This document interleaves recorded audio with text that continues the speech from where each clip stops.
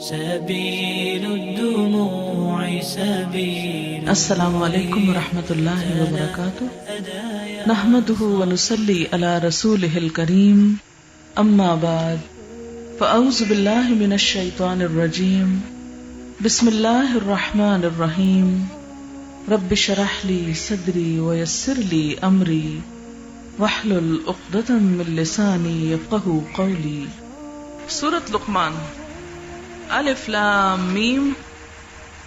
تلکا یہ آیات الکتاب الحکیم، آیات ہیں کتاب حکیم کی، یعنی ایسی کتاب کی آیات جو حکمت سے لبریز ہے، جس کی ہر بات حکیمانہ ہے، جس میں کوئی بھی چیز ایسی نہیں کہ جس کے پیچھے کوئی لاجک یا ریزن نہ ہو. ہدن کس لیے آئی ہے؟ ہدایت دینے کے لیے. اور صرف ہدایت نہیں کہ انسان کو رستہ ہی بتاتی چلی جائے کہ یہ کرو اور یہ نہ کرو، صرف اس میں ڈوز اینڈ ڈونٹس نہیں لکھے ہوئے، بلکہ رحمتن، رحمت ہے. اس کا پڑھنا دلوں کے لیے تسکین کا باعث ہے، اور اس کے احکامات پر عمل کرنا انسانوں کے لیے باعث خیر اور بھلائی ہے. لیکن کن انسانوں کے لیے؟ للمحسنین، محسنین کے لیے، احسان کرنے والوں کے لیے، نیکی کرنے والوں کے لیے. اس رحمت اور ہدایت سے وہی لوگ فائدہ اٹھاتے ہیں جو نیک بننا چاہیں، اور جو بننا ہی نہ چاہیں وہ اس سے دور بھاگتے ہیں اور اس میں طرح طرح کے بغیر حق کے نقص نکالتے ہیں. جنہیں اس بات کی تڑپ ہے کہ اللہ تعالی کی طرف سے ہمیں زندگی گزارنے کے بہترین اصول ملیں، وہی اس کے اصولوں سے پھر فائدہ اٹھاتے ہیں. اور جو اللہ تعالی کی طرف سے آئی ہوئی باتوں کو اپنے لیے ایک خوفناک چیز سمجھتے ہوں، انہیں رہنمائی نہیں دیتی ہے. اب محسنین کون ہیں؟ الذین یقیمون الصلاۃ، وہ لوگ ہیں جو نماز قائم کرتے ہیں. پہلی صفت، پہلی شرط. وَيُؤْتُونَ الزَّكَاةَ، اور زکوٰۃ ادا کرتے ہیں. اقامت صلاۃ جسم کی زکوٰۃ، اور ایتاء زکوٰۃ مال کی پاکی، مال کی زکوٰۃ. اقامت صلاۃ حقوق اللہ کی ادائیگی، وَيُؤْتُونَ الزَّكَاةَ حقوق العباد کی ادائیگی. یعنی ان کی زندگی میں افراط اور تفریط نہیں، وہ صرف اللہ کی بندگی میں نہیں لگے رہتے، بلکہ اللہ کے بندوں کی خدمت کرنا بھی اللہ ہی کی بندگی سمجھتے ہیں. وَهُمْ بِالْآخِرَةِ هُمْ يُوقِنُونَ، اور یہ سب کچھ نیکیاں، نماز اور زکوٰۃ ظاہریت یا ظاہری رکھ رکھاؤ کے طور پر نہیں یا دکھاوے کے لیے نہیں، بلکہ ان کا یقین ہے کہ آخرت آئے گی، ایک دن مجھے اپنے اعمال کا حساب دینا ہوگا، اور وہ وہاں پر ان نیکیوں کی جزا پانے کے لیے کام کرتے ہیں. ان لوگوں کی طرح نہیں کہ جن کی دنیا کا کوئی کام نہ بنا تو انہوں نے نماز چھوڑ دی، اگر صدقہ کرنے سے بلا نہ ٹلی تو صدقہ کرنا چھوڑ دیا، اور فرض بھی ادا کرنے کو خیر بات کہہ دیا. اولئک علی ھدی من ربہم، یہی لوگ اوپر ہدایت کے ہیں اپنے رب کی طرف سے. وَأُولَئِكَ هُمُ الْمُفْلِحُونَ، اور یہی لوگ فلاح پانے والے ہیں. یعنی ہدایت کا انحصار ان افعال کے اندر ہے. یہ جامع صفات ہیں جو انسان کی ہدایت پر دلالت کرتی ہیں. اس کا یہ مطلب نہیں کہ صرف یہی کام کر لیے جائیں تو کافی ہیں، بلکہ ہم بالآخرۃ ہم یوقنون کہہ کر ان تمام خیر کے کاموں کو سمیٹ دیا گیا کہ جو انسان پر لازم ہوتے ہیں. اور جو بھی کامیاب ہونا چاہے اس کے لیے کوئی چارہ ہی نہیں کہ وہ اس کے علاوہ کوئی اور کام کرے. لیکن جو ان چیزوں کا انکار کرے، یا نماز قائم کرنے کا، یا اس میں سستی برتے، یا زکوٰۃ ادا کرنے میں سستی برتے، یا اس کی اہمیت کو نہ سمجھے اور ٹال مٹول کرے، پھر وہ دیکھ لے کہ اس کی فلاح یقینی نہیں، مشکوک ہے. وَمِنَ النَّاسِ اور انسانوں ہی میں سے کوئی ایسا بھی ہے مَن یشتری جو خرید لاتا ہے لہو الحدیث دل فریب کلام لیضل تاکہ بھٹکائے عن سبیل اللہ اللہ کے راستے سے بغیر علم بغیر علم کے وَيَتَّخِذَهَا اور بنا لے اس کو یعنی اللہ کے راستے کو ہزواً مذاق اولئک لہم عذاب مہین ایسے لوگوں کے لیے سخت خوار کرنے والا رسوا کرنے والا ذلیل کرنے والا عذاب ہے. یہاں پر یہ فرمایا گیا کہ من الناس لوگوں میں سے من کوئی ایسا ہے، اگرچہ یہاں اس کا نام نہیں لیا گیا لیکن تاریخ ہمیں بتاتی ہے کہ وہ شخص کون تھا. قرآن پاک کا یہ ایک خاص انداز ہے کہ اسے اس سے غرض نہیں کہ برائی کرنے والا کون ہے، اسے اس سے زیادہ غرض ہے کہ برائی ہے کیا اور اس کے برے نتائج کیا ہیں. اور اگر یہاں شخص کا نام لکھ دیا جاتا تو پھر یہ آیت صرف اسی سے منسوب ہو کے رہ جاتی. اب اس شخص کے روپ میں ہر انسان اپنے آپ کو دیکھ سکتا ہے کہ کہیں میں تو یہ کام نہیں کر رہا.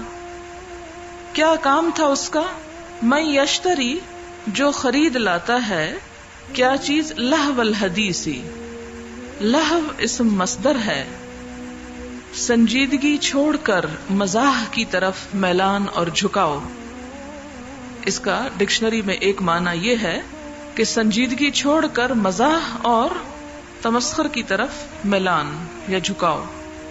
دوسرا معنی یہ ہے کہ کسی ایسے غیر مفید کام میں مشغول ہونا جس کے شغل میں مفید کام چھٹ جائے، یعنی کوئی بھی ایسی چیز جس میں مصروف ہو کر انسان اصل کام کو چھوڑ دے.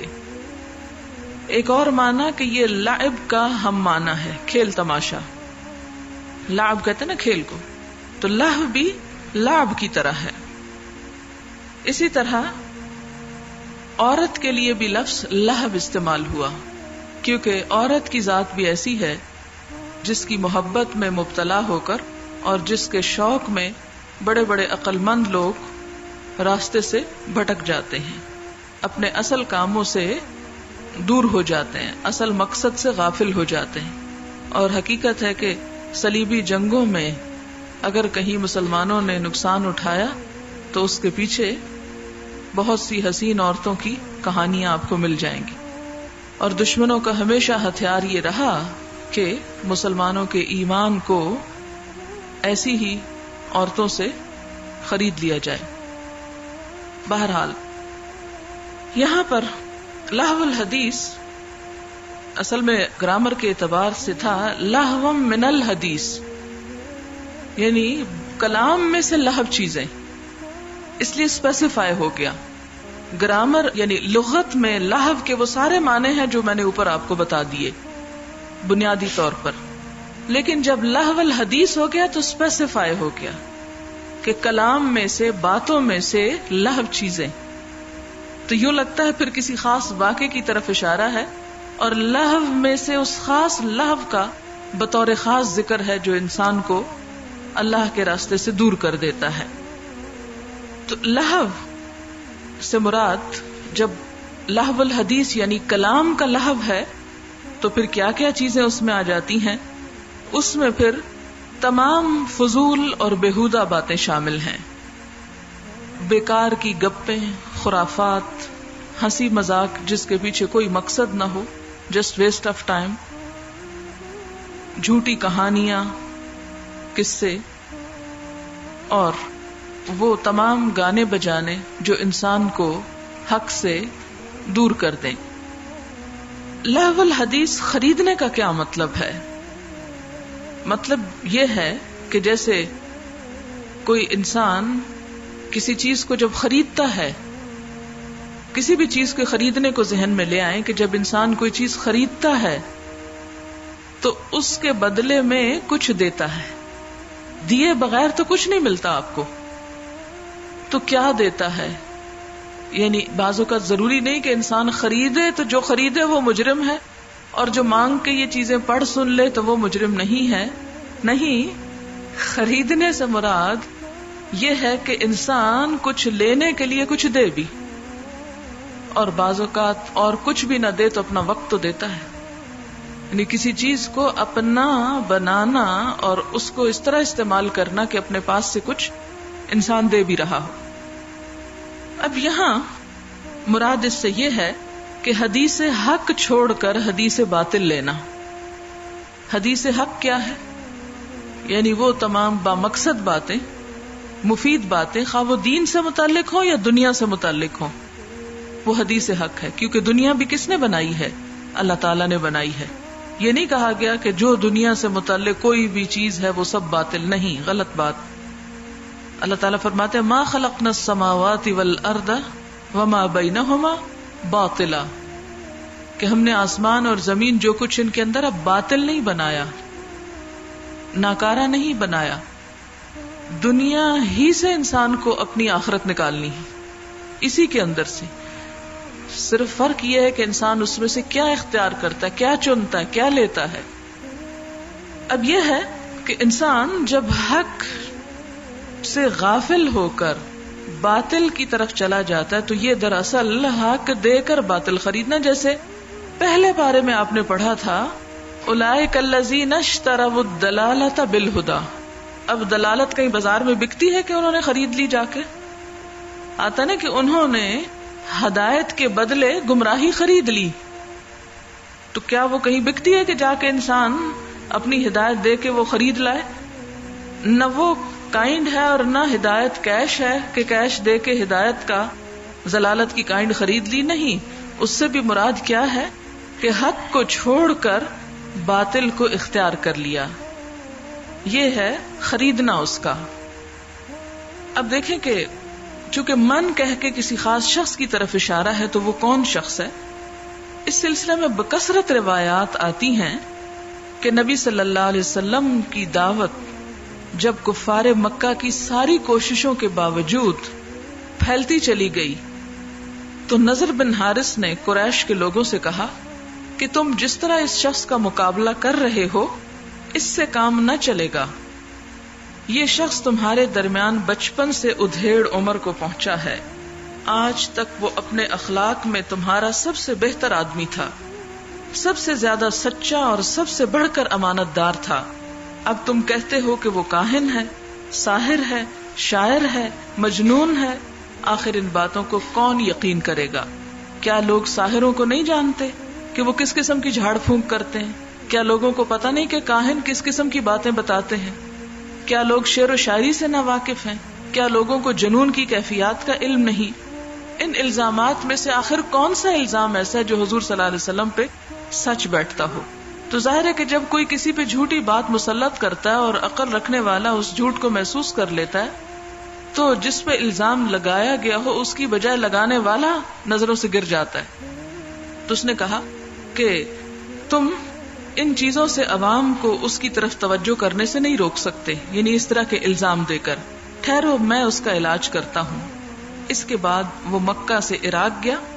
وہاں سے شاہان عجم کے قصے اور رستم اور اسفندیار کی داستانیں لا کر اس نے قصہ گوئی کی محفلیں برپا کرنی شروع کر دی تاکہ لوگوں کی توجہ قرآن سے ہٹے اور وہ ان کہانیوں میں کھو جائیں. تو یہ جو اس کا مکہ سے عراق جا کر قصے خرید لانا تھا، یہی لہو الحدیث تھی جسے لا کر اس نے لوگوں کو قرآن سے غافل کر دیا.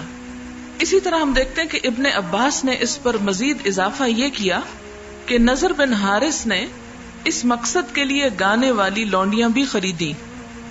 جس کسی کے متعلق وہ یہ سنتا کہ نبی صلی اللہ علیہ وسلم کی باتوں سے متاثر ہو رہا ہے اس پر اپنی ایک لونڈی مسلط کر دیتا.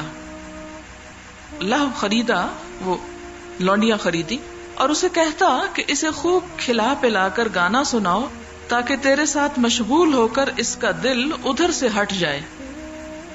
یہ بالکل وہی چال تھی جو ہر زمانے میں لوگوں کو بیوقوف بنانے کے لیے اور انہیں ان کے مقصد سے غافل کرنے کے لیے چلتے رہے ہیں، اور آج بھی ہم اسی مشکل کا شکار ہیں. آپ دیکھیں کہ کسی قوم کا زوال اس وقت آتا ہے جب وہ اپنا مقصد کھو بیٹھتی ہے. کیونکہ کسی بھی سفر پر چلنے سے پہلے یہ معلوم ہونا چاہیے کہ جانا کس طرف ہے، منزل ہماری کیا ہے. اگر کسی کو یہ نہ معلوم ہو کہ اس نے جانا کہاں ہے اور وہ گھر سے گاڑی نکال لے تو تھوڑی ہی دیر میں کیا ہو جائے گا، بور ہو جائے گا اور وہ ادھر ادھر گھوم پھر کر واپس آ جائے گا، اور اس کا وہ گھومنا پھرنا بھی ایک بیکار قسم کی ایفرٹ ہوگی.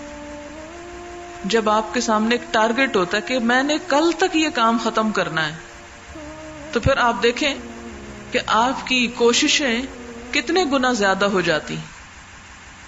اتنے گنا زیادہ، اتنی دفعہ ملٹی پلائی کر لیں جتنی گنا ضرورت ہے وہ کل تک کام کرنے کی. مثلاً آپ پیپر دیتے ہیں اور آدھا گھنٹہ ہے آپ کے پاس، تو اس وقت وہی لکھنا کتنا ٹائم لگتا ہے اس کو وہی چیز حل کرنے. اور اگر آپ کے پاس ٹارگٹ کوئی نہ ہو، آپ کو بس یہ کہہ دیا جائے کہ یہ لے لیں اور جب چاہیں ختم کر لیں، تو شاید کچھ لوگ سارا دن ہی لے کر بیٹھے رہیں. تو جب قوموں کو مقصد سے غافل کر دیا جائے تو پھر ان کے اوپر کوئی بڑی جنگیں مسلط کرنے کی ضرورت نہیں رہتی. اگر کسی قوم کا ذہن ہی پلوٹ کر دیا جائے اور انہیں اصل مقصد سے ہٹا دیا جائے تو پھر اس قوم کو زوال سے کوئی چیز روک نہیں سکتی. پھر آپ دیکھیں کہ ساتھ ایک تیسری چیز فرمائی گئی، بغیر علم، بغیر علم کے. اس لیے کہ جب آپ ایسی چیزیں دیکھیں تو پھر آپ کو سنجیدہ چیزیں پڑھنے کا تو ذوق ہی ختم ہو جائے گا. جب آپ اس قسم کا لغو اور لہو لٹریچر آپ پڑھیں اور آپ دیکھیں کہ جنا سپر میں آپ چلے جائیں گے اولڈ بک شاپ پر، اور اس کے ساتھ آپ وہ جو سیریز ہیں لو سٹوریز کی سیریز ملز اینڈ بونز، اس کی آپ دیکھیں کہ میں نے اچھے بھلے نیک نمازی روزہ دار لوگوں کو وہ پڑھتے ہوئے دیکھا اور نشے کی طرح پڑھتے ہوئے دیکھا ہے. اس کی شاید ممبرشپ ہوتی ہے اور ایک کے بعد ایک آپ لے سکتے ہیں، اور کہیں اس کی جا کے پرائس بنتی ہے، اور اس میں کوئی شاید ایک ہی کام کی بات نہ ہو، اور جس طرح اس کا نشہ ہوتا ہے لوگ سو نہیں سکتے اس کو پڑھے بغیر. تو یہ سب کچھ کیا ہے؟ اسی لہو کا ایک حصہ ہے. اخبار ہمارے چھپتے نہیں جب تک فرنٹ پیج پر ماڈلز کی تصویریں نہ آئیں. وہ ہماری قوم کے رہنما ہو گئے. کبھی دیکھیں کہ پاکستان میں کسی سائنٹسٹ، کسی بھی تعلیمی، علمی، سائنسی، فنی میدان میں کامیابیاں حاصل کرنے والوں کی کبھی تصویر آپ اخبار پر نہیں دیکھیں گے کہ یہ ہمارے قومی ہیروز ہیں. ان کو کبھی اجاگر نہیں کیا جائے گا. لیکن ہمارے ہیروز ریڈ لائٹ ایریا کے لوگ ہو گئے اور ان کو ہم نے اپنے سر آنکھوں پر بٹھا لیا، اور ہماری شریف بچیاں بھی ان کے ناز و انداز اور ان کے طریقے اور لباس میں بھی ان کے سٹائل اور ان کی تراش خراش پر چل پڑی. اور اس سب کام کو ہم اتنے غیر محسوس طریقے سے کرتے ہیں. ہمارے ڈریسز آپ دیکھ لیں، ہمارا اپنا دماغ کوئی نہیں کام کرتا کہ ہم نے کیا پہننا ہے. ہم وہاں سے دیکھتے ہیں کہ کیا ڈیزائن چلا ہوا ہے اور کیا پہن کر کتنا اٹریکٹیو انسان نظر آتا ہے، اور اندھا دھند اس کی تقلید ہو رہی ہے. اور پھر دوپٹہ لینے کا سٹائل اور بیٹھنے اور اٹھنے اور دینے اور لینے کا ہر چیز انہی کے پیٹرن میں ڈھلتی چلی جا رہی ہے. تو گویا ہم بغیر سوچے سمجھے ایک ایسی اندھا دھند تقلید کا شکار ہے ان ساری چیزوں کا، اور شیطان نے یہ سب کچھ اتنا خوش نما بنا دیا، جسے بار بار قرآن کہتا ہے کہ زین لہم الشیطان اعمالہم، کہ ان چیزوں کو اختیار کرنے کے بعد کوئی برائی بھی نظر نہیں آتی، اس کو برا بھی نہیں لگتا. میں نہیں کہتی کہ اچھا لباس نہ پہنے یا اس کو آپ سجائیں بنائیں نہ، لیکن اب چونکہ خود تو فلمیں دیکھنے سے فرصت نہیں ہوتی، اس لیے جگہ جگہ بوتیکس کھلے ہوئے ہیں. سمپل لان کے جوڑے آپ کو کئی ہزار میں مل جائیں گے، اور وہ سب کچھ کس لیے کہ ایک دفعہ پہن کے ان کا رنگ اتر جائے. لیکن چونکہ خاص ماڈل کے طرز پہ بنے ہوئے ہیں، اور چاہے کھانے کو کچھ ہو یا نہ ہو، لیکن وہ لباس پہننا جو ہے وہ ہماری عزت کا ذریعہ ہے. تو یہ سب ہمیں ہمارے جو مقاصد ہیں ان سے ہٹا کر، آپ دیکھیں کہ ہمارے ملک میں 85% عوام جاہل ہے اور 50% بھوکی ہے، اور اس سے زیادہ کہیں پانی صاف لوگوں کو نہیں ملتا پینے کو، اور لوگوں کے سروں پہ چھت نہیں ہے. تو ہم اتنے ہزار کے کپڑے پہننے کے روادار کیسے ہو سکتے ہیں، اور ہم اپنے اوقات کو ان کاموں میں کیسے مصروف کر سکتے ہیں جب تک ہماری قوم کا ایک بچہ پڑھ لکھ نہیں جاتا یا کسی منزل کی طرف نہیں چل پڑتا. آپ دیکھیں کہ لوگ ہمیشہ بلیم کرتے رہتے ہیں جی بہت آبادی بڑھ رہی اس لیے سارے مسائل بڑھے ہوئے ہیں. آپ کو پتا ہے کہ سنگاپور میں کتنی آبادی, ملائیشیا میں کتنی آبادی, خود چائنا میں کتنی آبادی ہے, اور اس آبادی کو انہوں نے جس طرح اس سے کام لیا ہے, اب ظاہر ہے کہ لوگ ان سے خوف کھاتے ہیں, وہ ایک سپر پاور بنتے چلے جا رہے ہیں. لیکن جب ہمارے ہاں نہ تعلیم ہے, نہ علم ہے, نہ ذوق ہے, کچھ بھی نہیں, اور کوئی کام کرنے کو تیار نہیں, اور جس طرح چین میں سادگی ہے, ہمارے ہاں چھوٹے سے لے کے بڑے کوئی بھی سادگی اختیار کرنے کو تیار نہیں, تو پھر بھول جائیں کہ ہمارے آئندہ منزل ترقی یافتہ منزل ہوگی. ہم دن بدن پیچھے سے پیچھے ہی چلتے چلے جا رہے ہیں. تو یہ ساری بات میں آپ دیکھیں کہ اینڈ ہوتا ہے بغیر علم, یعنی خاص طور پر یہ ساری الغار وہاں ہوتی ہے جہاں علم کوئی نہیں ہوتا. کیونکہ جس کو حلال اور حرام کا پتہ ہے, ابھی کوئی مجھ سے ذکر کر رہا تھا کہ کچھ نوجوان لڑکے جوا کھیل رہے تھے, جب انہیں یہ بتایا گیا کہ اسلام میں یہ منع ہے تو انہوں نے حیرت سے کہا کیا واقعی منع ہے؟ یعنی ہماری ینگر جنریشن کو تو یہ بھی نہیں پتا کہ جوا بھی حرام ہے, اس لیے کہ دن رات لاٹری کے کھیل چل رہے ہیں ہر کونے پہ, اور بے شمار اشتہار آ رہے ہیں. تو اب تو مشکل یہ ہے کہ ہمارے بچوں کو حلال اور حرام کی تمیز بھی مٹ گئی. یعنی حرام کو اختیار کرنا یا نہ کرنا تو اور بات ہے, لیکن اس کو کم از کم حرام سمجھا تو جائے کہ یہ غلط چیز ہے, وہ چیز بھی ذہنوں سے نکل گئی. تو جب برائی کو برا لگنا ہی ہم نے چھوڑ دیا تو اس کی اصلاح پھر کب ہوگی؟ وہ تو ہو ہی نہیں سکتی پھر. تو یہاں پر اس ساری چیز کی خرابی اور اس بات کو اس لیے بھی برا کہا گیا کہ یہ لوگوں کو اللہ کے راستے سے علم کے بغیر بھٹکا دے. اور جب کسی ایک عربی کا محاورہ ہے کہ جس کا معنی ہے کہ انسان اس چیز کا دشمن ہوتا ہے جس چیز کے بارے میں وہ جانتا نہیں. مثلاً آپ کسی شخص کے بارے میں خود کچھ نہیں جانتے, سنی سنائی باتیں, اور آپ اس سے نفرت شروع کر دیتے ہیں, فلاں ایسا ایسا ایسا. لیکن جب آپ جانتے تو آپ کہتے نہیں یہ تو سب باتیں غلط تھیں, جیسے حضور صلی اللہ علیہ وسلم کے ساتھ بارہا ہوا. تو جب انسان کو یہ پتہ ہی نہ ہو کہ ہمارا یہ سب کچھ اس کا اینڈ کیا ہونے والا ہے, تو انسان پھر اپنی سمت بھی درست نہیں کرتا اور اپنے اعمال اور اخلاق کو بھی بدل نہیں سکتا, بلکہ الٹا کیا کرتا ہے کہ جو انہیں کوئی سمجھانے کی کوشش کرے یا راہ راست پہ لانا چاہے یا ہدایت کا رستہ دکھانا چاہے, وَيَتَّخِذَهَا هُزُوًا, تو اس کا وہ مذاق اڑاتے ہیں. اور بالکل ہمارے معاشرے میں یہی ہو رہا ہے. اگر کوئی کسی کو یہ کہے کہ یہ برائی ہے یا یہ مطلب بے حیائی کی بات ہے تو وہ ہنستے ہیں ایسا کہنے والوں کو اور بے وقوف سمجھتے ہیں ان کو, کیونکہ بالکل ویلیوز جو ہیں وہ الٹ ہو گئی, بدل گئی. پھر اسی طرح لہو الحدیث کی کچھ اور تفسیر بھی کی گئی. مثلاً عبداللہ بن مسعود سے پوچھا گیا کہ اس آیت میں لہو الحدیث سے کیا مراد ہے, تو انہوں نے 3 مرتبہ زور دے کر فرمایا ہوا واللہ الغنا, خدا کی قسم اس سے مراد گانا ہے. یہ ابن ابی شیبہ کی روایت ہے, ابن جریر نے بھی اس کو اپنی تفسیر میں روایت کیا ہے. اسی سے ملتے جلتے اقوال حضرت عبداللہ بن عباس, جابر بن عبداللہ, مجاہد, اکرمہ, سعید بن جبیر, حسن بصری اور مکحول سے مروی ہیں. ابن جریر, ابن ابی حاتم اور ترمذی نے حضرت ابو امامہ باہلی کی یہ روایت نقل کی ہے کہ نبی صلی اللہ علیہ وسلم نے فرمایا لا يحل بيع المغنیات ولا شراؤہن ولا التجارۃ فیہن ولا اسمانہن. مغنیہ عورتوں کا بیچنا, خریدنا اور ان کی تجارت کرنا حلال نہیں, اور نہ ان کی قیمت لینا حلال ہے, کیونکہ اس دور میں کوئی بھی آزاد عورت یہ کام نہیں کرتی تھی. یہ کام صرف لونڈیاں کیا کرتی تھی جن کا دین مذہب دوسرا ہوتا تھا یا جن کا کوئی اور پیشہ نہیں ہوتا تھا, تو یہ بطور پیشہ, اس کو پیشہ کہا جاتا تھا. اب بھی آپ دیکھیں کہ پراسٹیٹیوشن کو کیا کہا جاتا ہے, پیشہ کہا جاتا ہے. یہ بطور پیشہ اس کو استعمال کیا جاتا تھا. اس لیے آپ صلی اللہ علیہ وسلم نے آزاد عورتوں کے بارے میں تو یہ کہا ہی نہیں, ان کو تو یہ زیب ہی نہیں دیتا تھا, وہ تو اس چیز کا تصور ہی نہیں کر سکتی تھی.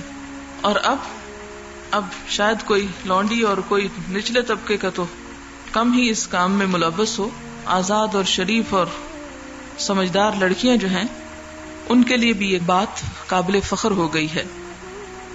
اس کے بعد فرمایا اولئک, یہ سب لوگ, پہلے تو ہوئی نا کوئی ایسا ہے, پھر اس کے بعد سب کی طرف اشارہ کر دیا گیا کہ آپ دیکھیں نا من الناس من, پہلے سنگولر کی بات ہو رہی ہے نا, کوئی ایک ایسا ہے جس نے یہ کیا, اور اینڈ کس پہ ہو رہا؟ اولائکا، یہ سب لوگ، یعنی وہ ایک جس نے ابتدا کی اور اس کے پیچھے آنے والے جو بھی اس کام میں ملوث ہوں گے، لہم عذاب، ان کے لیے عذاب ہے. صرف عذاب نہیں کہا بلکہ مہین، ذلت آمیز، یعنی دنیا میں بھی وہ ذلت سے دوچار ہوں گے. یہ نہیں کہا من رجز علیم، عذاب علیم نہیں کہا، عظیم نہیں کہا، بلکہ مہین کہا کہ ذلیل کرنے والا عذاب. کیونکہ یہ کوششیں ایسی ہیں کہ جس سے دین کی اہانت ہوتی ہے، دین کی ذلت ہوتی ہے، دین کا مذاق اڑایا جاتا ہے. لہٰذا اللہ تعالیٰ نے جواباً پھر ان کے لیے بھی ذلت کا اعلان کیا. اور آپ دیکھیں کہ مولوی کے نام پر دین کو اتنا اس کا مذاق اڑایا گیا ہے اور اتنا اسے بدنام کر دیا گیا ہے کہ اچھے بڑے سمجھدار لوگ بھی، اور اس پر سونے پر سہاگا یہ کہ اب جو مسجدوں میں قتل و غارت ہو رہی ہے، خدا جانے وہ کر کون رہا ہے. شیعہ سنی کا نام لیا جاتا ہے، لیکن شیعہ آج سے نہیں ہیں، شیعہ 1300 سال سے ہیں، بلکہ اس سے بھی پہلے سے ہوں گے. تاریخ میں کہیں آپ کو شیعہ سنی آپس میں گلے کاٹتے نظر نہیں آتے. اجتہادی اختلاف ہر جگہ موجود رہا ہے. یہ دونوں گروہ آپس میں صدیوں ساتھ رہتے رہے ہیں، لیکن یہ حالت کبھی نہیں ہوئی جو اس وقت ہو رہی ہے اور جو اس وقت فتویٰ بازی کی جا رہی ہے.